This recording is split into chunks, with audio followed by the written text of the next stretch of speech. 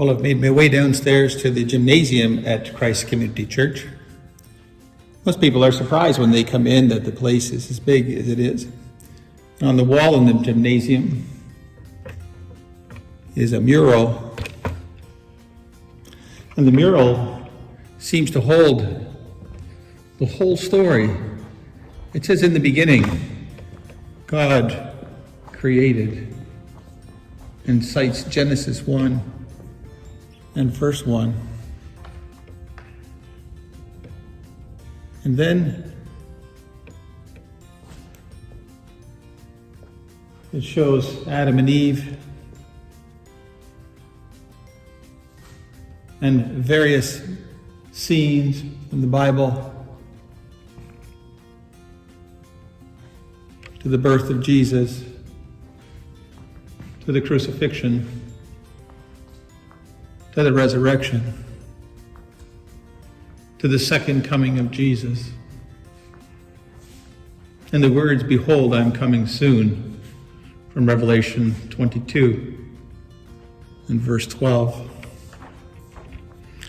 And so this is the season of Lent that we are in. And in this season of Lent, we share the sufferings of Jesus in a sense. We do. We are taking a 40-day journey to consider all that Christ went through. And we're on a journey of our own this day and age. Our schools locally are closed through to April the 5th. Many people are starting to believe that that's not going to be long enough. It's probably going to take longer than this for the virus to clear. Things, we're being warned, will get worse before they get better. And so it is with humanity and with the story in the Bible from beginning to end.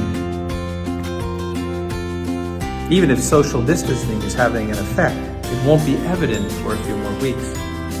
In the meantime, we live in this fog of uncertainty. And so I told you about the story of going in a car with a friend and how foggy it was and we couldn't see where we were going.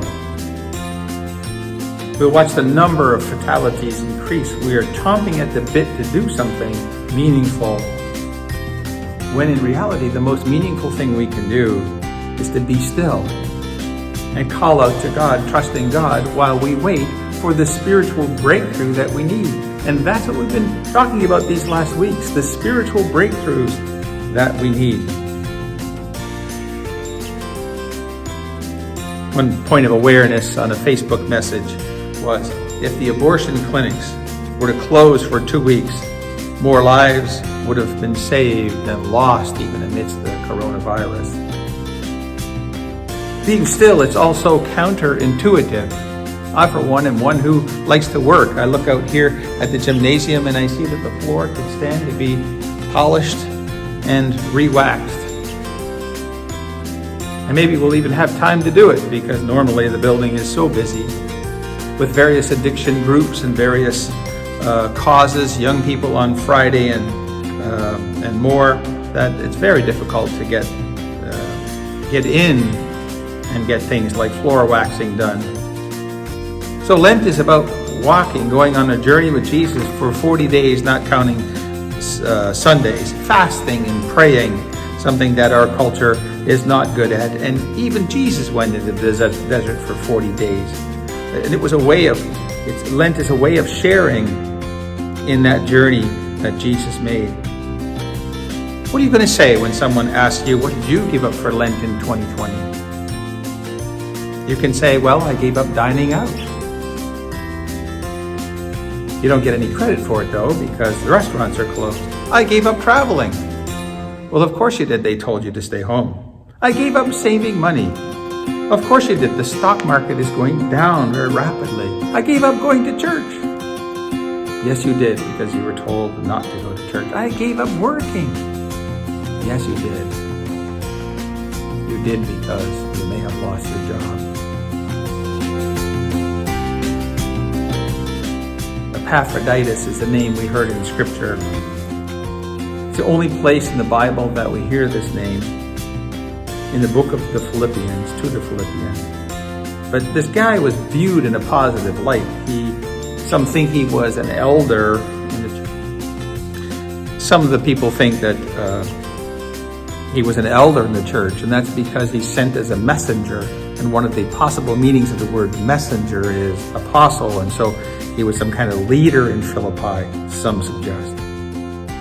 Whatever the case, he was entrusted with an offering from the people in Philippi to give to Paul, who was in jail, and returned with a letter from Paul to the people. But something happened to him when he was on his journey, and what happened to him was he became ill. He became deathly ill. And then I want you to notice what the passage says, that God was merciful to him. God was merciful to him. He was merciful to him for his sake, writes Paul, but also for Paul's sake, so that he would not have one sorrow upon another sorrow. Epaphroditus was a representative of the people, and so are you, and so am I. And we are to be witnesses of Christ, aware that foretold in scriptures are difficult times and difficult circumstances, and we're not forgotten. And even though unthinkable things may come to us, God is still God. And through those circumstances, we can be reminded that we need more of Him in our lives and less of us. We need to see the power of God at work more in our lives than we need to see the evidence of our work of our hands. It's so critical. And how do we see more power from God in our lives? By being still and by praying. By seeking after God. By coming humbly, as we've been learning in recent weeks, before God. 2 Chronicles chapter 7 says in verse 11, when Solomon had finished the temple of the Lord and the royal palace, and had succeeded in carrying out all he had in mind to do in the temple of the Lord and in his own palace, the Lord appeared to him at night and said, I have heard your prayer and have chosen this place for myself as a temple for sacrifices. When I shut up the heavens so that there is no rain, or command locusts to devour the land, or send a plague among my people, if my people, who are called by my name, will humble themselves and pray and seek my face and turn from their wicked ways, then I will hear from heaven and will forgive their sin and will heal their land. Now my eyes will be open and my ears attentive to the prayers offered in this place. I have chosen and consecrated this temple so that my name may be there forever. My eyes and my heart will always be there.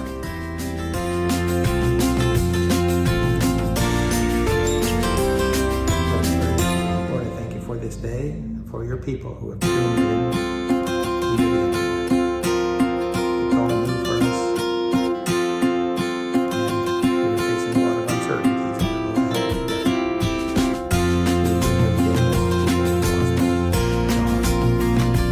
We hear promises and prayers.